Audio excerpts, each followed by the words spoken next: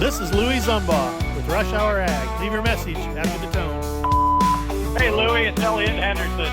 Can't wait to tell you about rolling down the back road, truth riding with the dust, talking agriculture policy with people you can trust. From the field to the Capitol, we're breaking it down. Real talk, real issues from a real farm town. Every hour's rush hour when the work won't leave, so we're cutting through the noise and setting things straight. What's your rush today, Elliot? Welcome back to Rush Hour Ag. We're still in Decatur, Illinois at the Farm Progress Show with a great episode with Mr. Lance Lillibridge again. We're talking carbon pipeline. Yeah, we talked carbon pipeline in the first episode. Ethanol burning engines. Yeah. I thought maybe we should switch shirts or something for the second episode and see if anybody notices. But Well, I noticed right away when you picked me up this morning that you're wearing plaid, so I'm rubbing off on you. yeah. That's a good thing. Twinkies. I don't know about that, but I'm kind of hungry. I'd go for a Twinkie. how about some popcorn? We get some popcorn eaters over there. Yeah, there you go. Looks good. All right. Anyway, let's Lance get is going. back, and I think we should tap into fertilizer and what you got going on at NASA. So. What do you want to talk about first? So fertilizer, let's go fertilizer first. Right. I think fertilizer is probably, right at the forefront. It's fertilizer buying time right now. Everybody's getting prices and stuff don't look good. I kind of compare it to when I did auctions. I always told people not to let their bidding exceed their checkbook. Well, boy, buying fertilizer this year, it's hard not to exceed your checkbook. Yeah, I mean, and Louis, to that point, I mean, if you're not going to exceed your checkbook, it's going to be hard to be putting out 10, 15 pounds of fertilizer out of the back of a spreader and get any kind of accuracy or even through a strip till. It's just not affordable. Right. So what do we do about it? I guess we just don't use it. No, That's what's going to happen on my farm anyway. It's at a price point that's, I don't know, it just doesn't work, and depending on where you're at, and I'm not recommending that you don't use fertilizer. Every farmer's got to do what they got to do. I mean, they've got to make their own decisions. But, on my farm, our phosphorus levels are pretty decent. And so I think that we can probably get away with not using fertilizer for a year. It's not something that I want to do because it could potentially, we all know that fertilizer we apply this year, especially when you talk about phosphorus, is probably only going to be about 30% available maybe to the plant. The rest of it's going to, break down over time and become available. So, but yeah, these prices are outrageous. So we're a policy-focused podcast, and I can't help but put my finger on the button that a lot of the problems that we're dealing with today are results of bad policy that we put in place. And, the consolidation that's happened inside that fertilizer industry, it's obvious to me that the advocacy within these companies have promoted policy that is really to the detriment of the American farmer through countervailing duties and other. I couldn't agree with you more, Elliot. When we start talking about countervailing duties and how did we get to this point? For the real basic people watching, can you explain what that is? An American company, if they feel threatened by an importer that they're maybe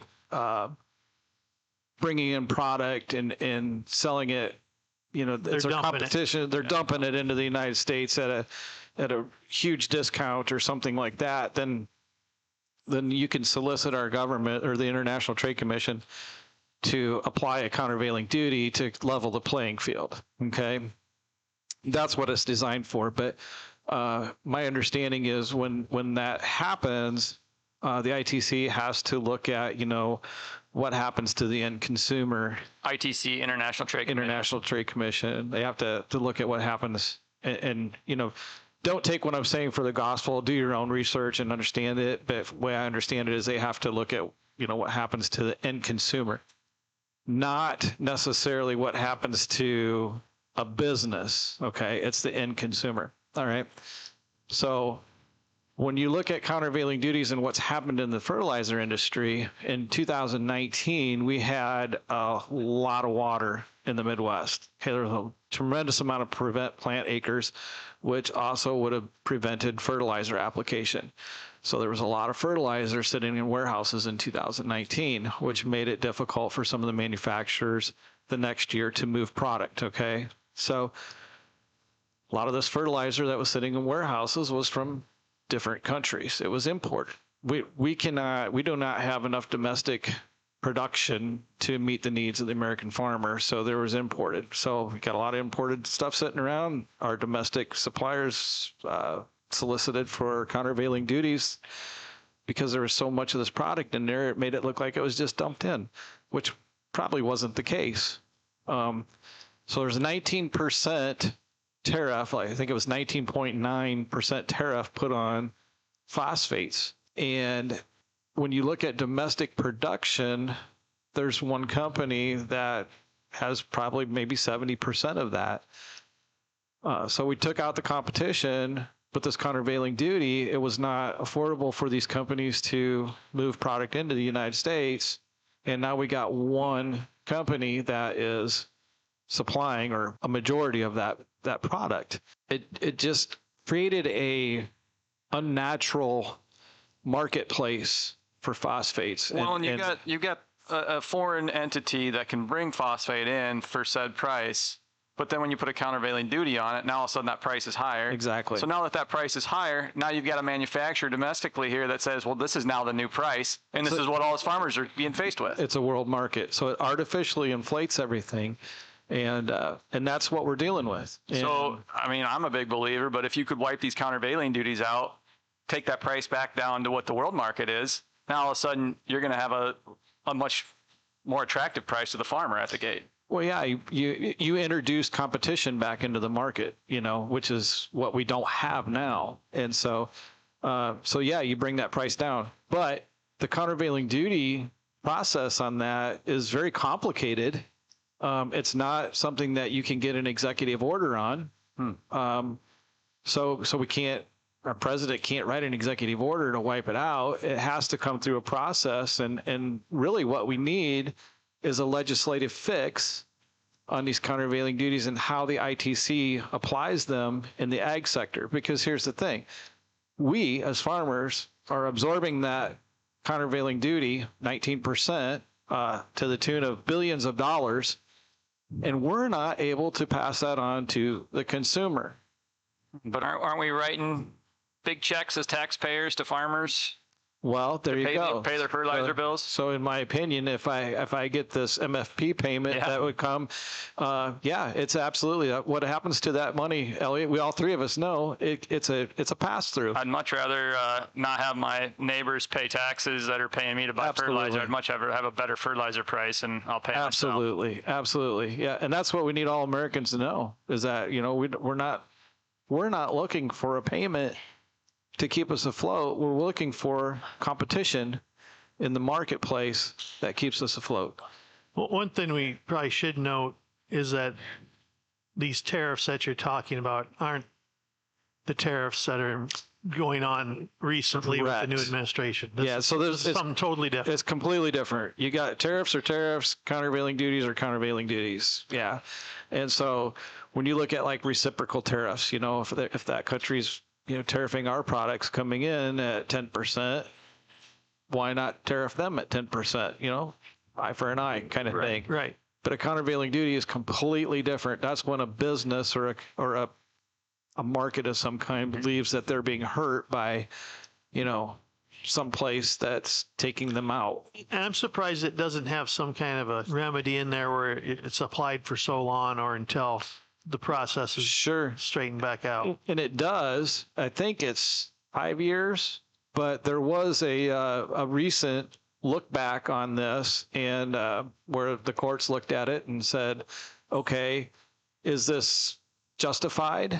And from what I understand, the judge that was looking at it said, look, I don't think you got enough here to justify this. You didn't bring enough information. Go back and redo it. In the meantime, that particular judge was moved out of that seat and put in as an undersecretary of ag, I believe.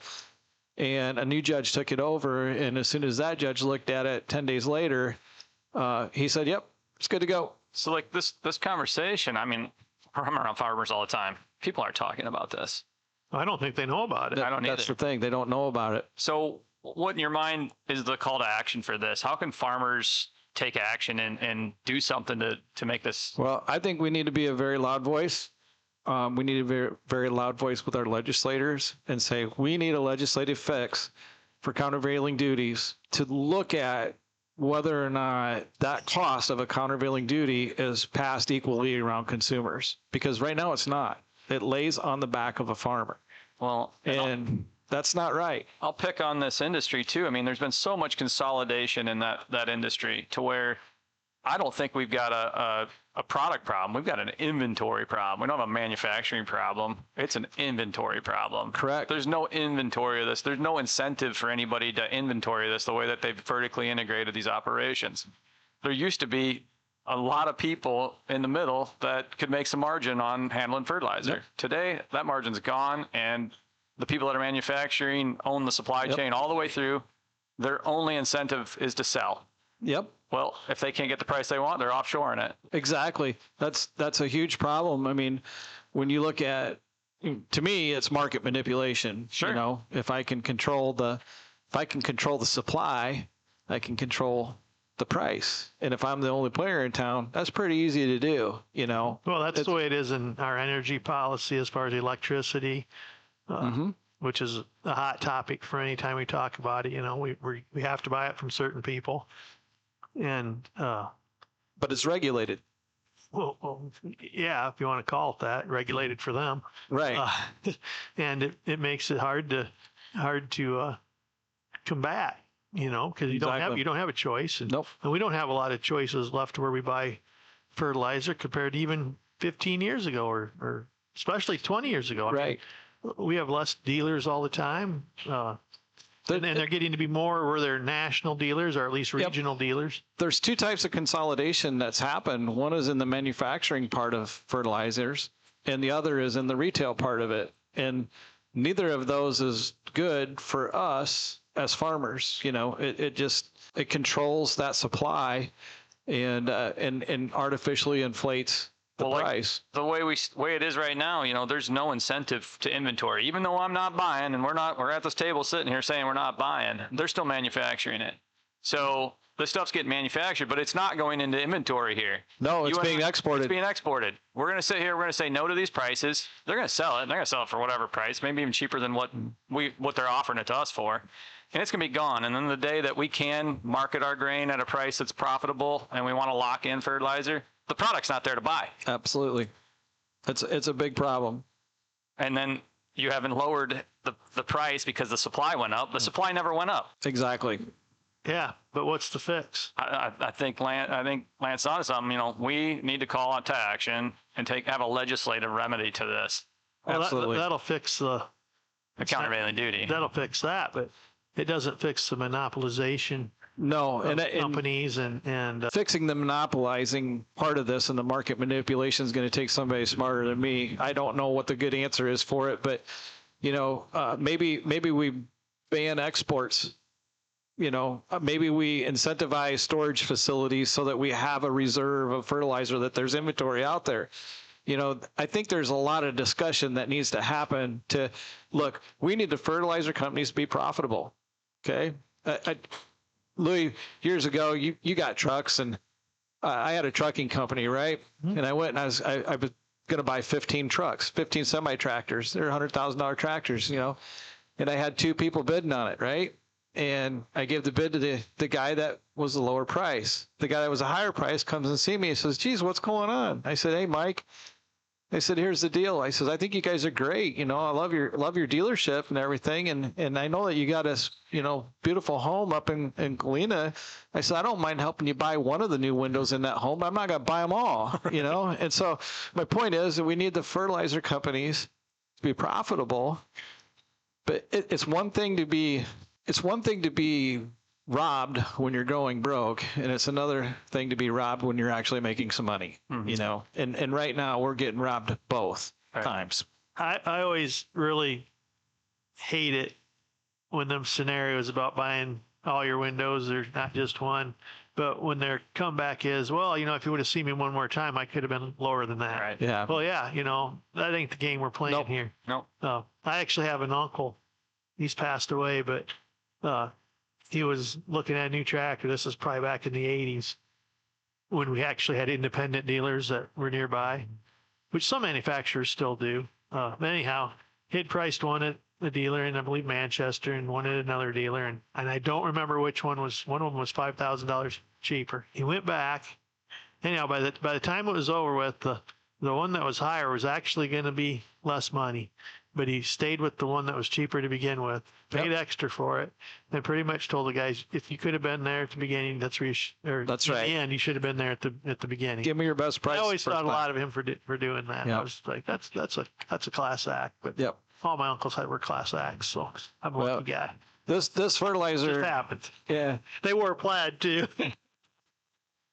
this fertilizer industry, we need to work together because we need them to be profitable and they need us to be profitable. And right now we're not. And there was a time not that long ago where you could buy any kind of fertilizer anywhere on the globe for at least $100 a ton less than what you could buy it for here right in the United States. And that is not. How do we as farmers compete in a global market when we have countervailing duties that are determining the price of our inputs? This doesn't work. Yeah, we're set up for failure the way that this thing's put together. So it's time that listeners, if you're hearing this, let it sink in and make your phone calls to your representatives and let them know that you're aware of what's going on inside this industry and how it needs to be fixed. It's time to raise the roof. That's right. Since we're a podcast that largely deals in politics, I'm going to jump ship on that and just pick your brain on some other things. I'm pretty sure I know who you voted for, but even if I didn't, the choices, were there was one clear choice. Absolutely. Yeah. So with all these tariffs going on, I'm a firm believer that that's a business tactics of the president to get better deals for America. But in the end, I find myself oftentimes texting different things about and kind of defending what's going on. But I'm of the belief that we're not hopefully going to go back to where we go and buy things just dirt cheap that last 6 weeks or a year or 6 months or whatever. We're a throwaway society basically. And if we're going to put Americans back to work and make American products, I believe it is going to cost more, and we are going to have a higher price. How do we as farmers that deal in we pay the shipping both ways. We sell we sell wholesale and buy retail.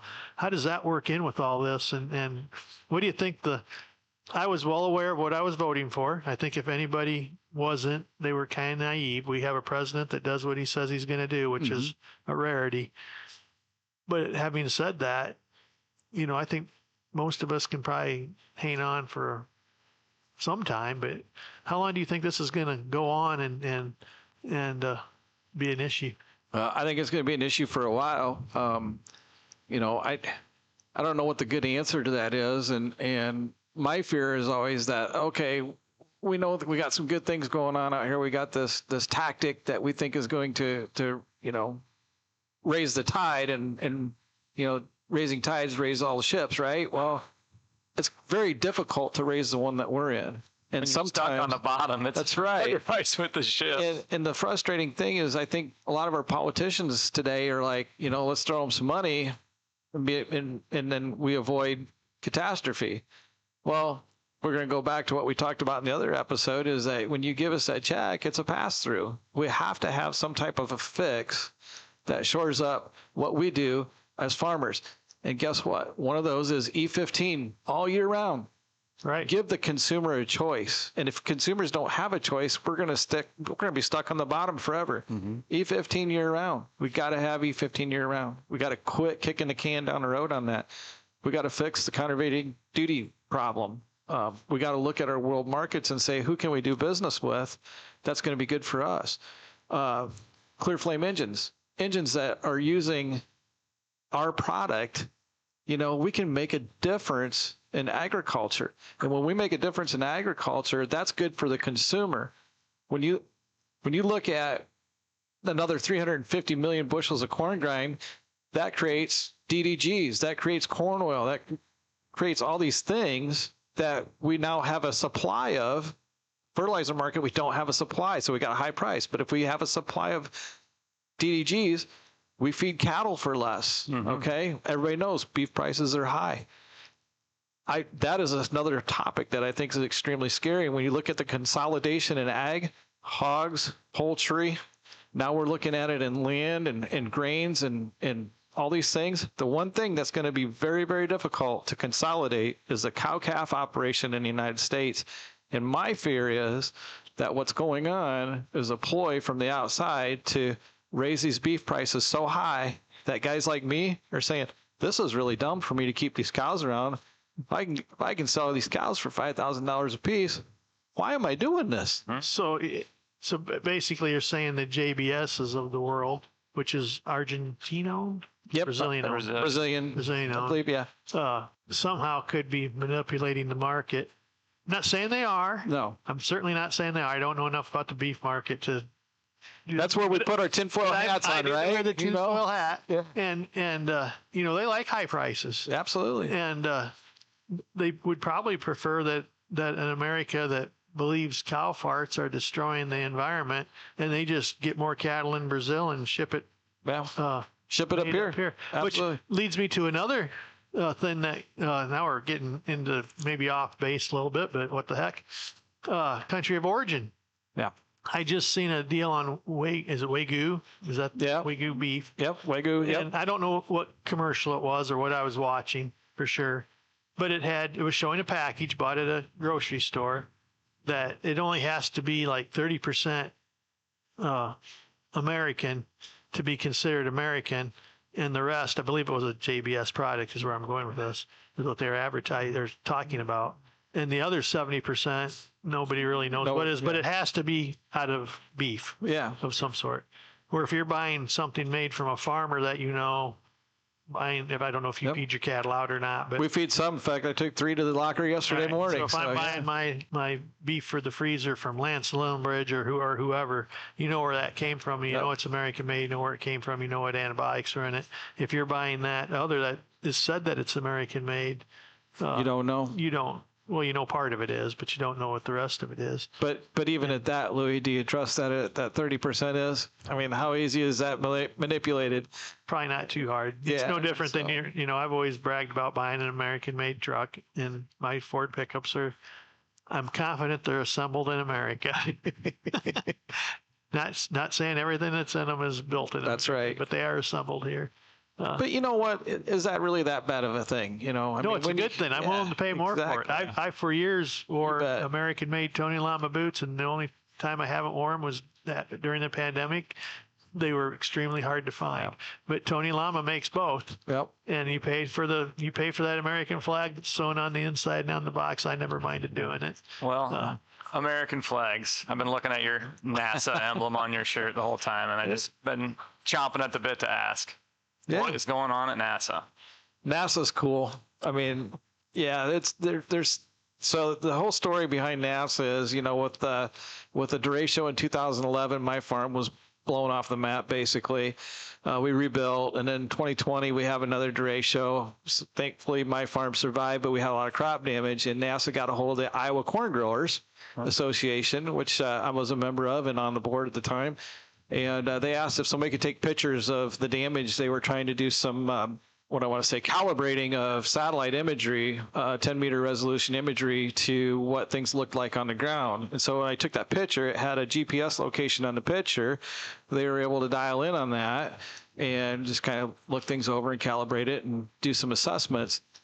And so I jokingly said to some of the people that I was dealing with and sending these pictures, I says, I'm doing this for nothing, so I think y'all need to give me a big-time tour, like at Houston or Kennedy Space Center or something. I was joking around about it,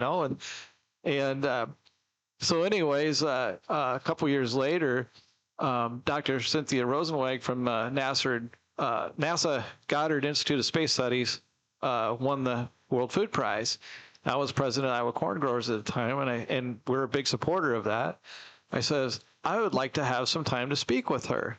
We just went through a strategic plan and talked about things that Iowa corn growers could do. And we had this idea, we called it a VAIL, a Virtual Agricultural Innovation Lab.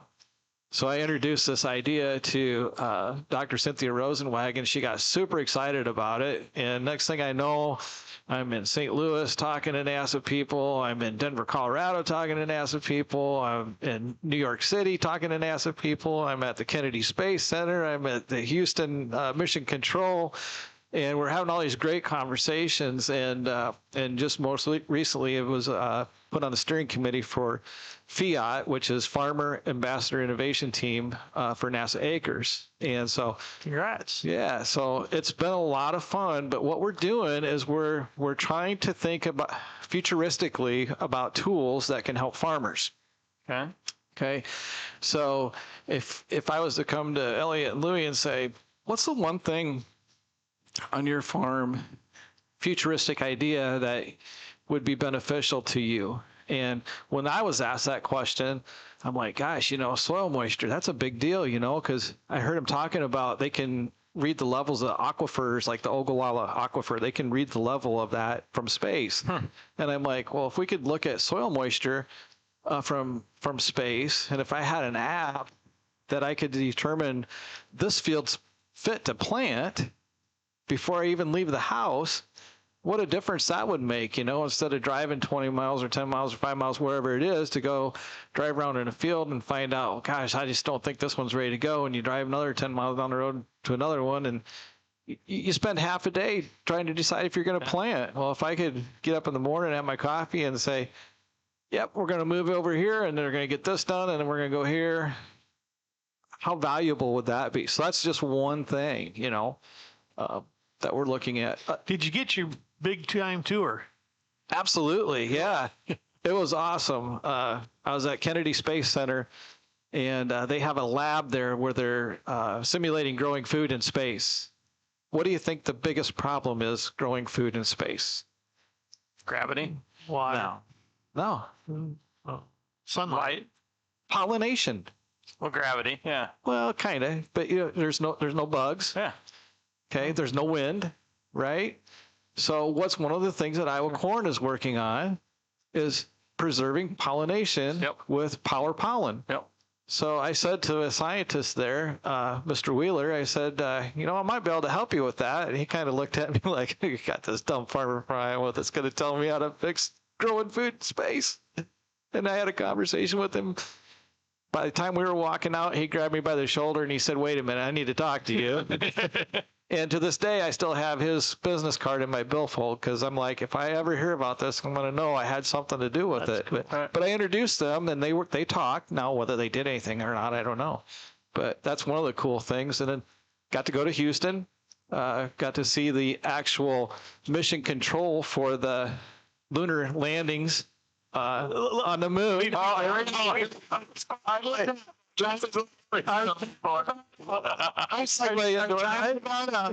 But I guess from a few episodes ago, most people realize that I'm real skeptical whether we ever went to the moon or not. I take it you think we went there. But when your own questions, you just said pollination has a problem because there's no wind or anything like that. So how do you explain the American flag on the moon with the nice breeze and the nice crease in it? I know, right? I'm right there with you, Louie. I don't know. Yeah. So even though you've been an ass and all that, you're still skeptical, like I am, that we actually landed on the moon. He saw the wires. All right. So okay, my NASA friends are gonna hate me for this, but I wasn't there, so I don't know if we did or not. But there's a lot of evidence in Houston that says that we did. But they lost all the information. Yeah. Well, here's the other thing that's kind of cool about Houston. Okay, they have a building that's I don't know, what is it? Probably 100 feet wide and maybe 300 feet long and probably 30 feet tall. Inside this building is a 3D printed simulation of Mars. And inside there are astronauts. They go inside that building and they don't come out for 9 months. It's either 9 months or a year. They don't come out. They don't get interaction with me and you. Even though they're just on the other side of the wall, everything's done as if Mission Control was talking to them. So they're actually planning and working on things to go to Mars. Same way with the Artemis project, they're looking at going to the moon again. Again.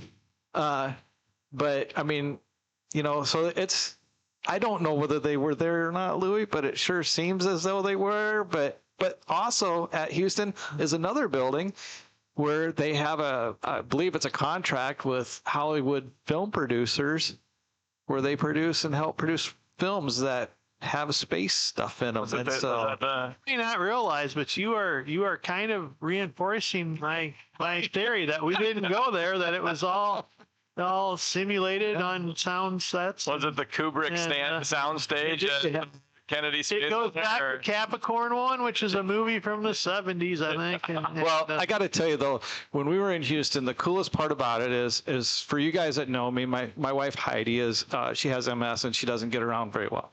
And so when we went there, they accommodated us.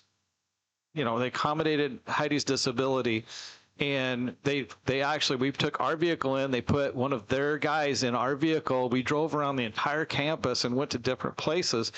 And when we were going into Mission Control, where we got to see them working and interacting with the astronauts on the space station, as we're going in, we get into this elevator and we go up and the door opens and we walk into this mission control room, which was the Apollo mission control room, which is a national treasure now.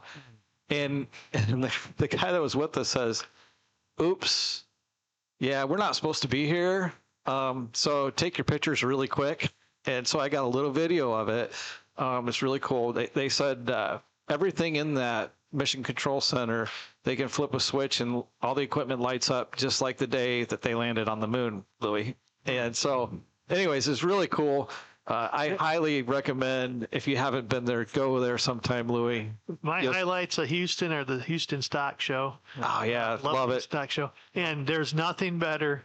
I've never had that tour, but General Bob Messerly retired from the Air Force. I was able to go a couple different times to different Air Force bases with him. He was a 2-star general, which I believe is the highest you can be without serving at the pleasure of, I think is what he called it, which means the president asked you to be something higher. And it was amazing. In his personal car, he had a little insignia. This was pre 9/11, so I don't know if it'd still be that way, but that man could go anywhere he wanted on any base he wanted. And if people just buy that insignia, if they were in the Air Force, which this is in San Antonio, so a big Air Force area. Yep.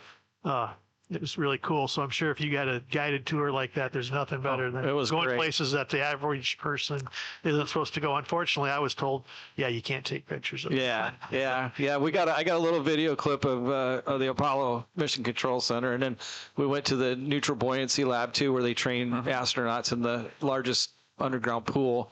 So I got some really cool video I can share with you there. That was really neat. But I sure appreciate everything that NASA is doing for agriculture. We often think about NASA just being a space exploration agency, but it really is an Earth observation. And they are absolutely tasked with benefiting agriculture. And so, yeah, if any of your listeners have questions, reach out to me, and there's more to come from NASA. They're absolutely involved in agriculture. What's the best way for listeners to get a hold of you if they're trying to get a hold of you? So look me up on Facebook if you want, or Smoke signals. Yeah, smoke signals like earlier today. Yeah, with the tractors out Yep. here. That's how Elliot gets a hold of me, since smoke signals. But look me up on Facebook. Send me a personal message, maybe, or something like that. So. Well, we'd like to thank you for coming down and talking to us here at the It's Farm been Progress great. Show. It's Lance. been great. Yeah, thanks for everything you've done, are doing, and will do in the future for Iowa's farmers. Absolutely. Thank you guys for having me. Yeah, you bet. With that, we'll probably sign off and rush on back for another episode. Thanks for tuning in.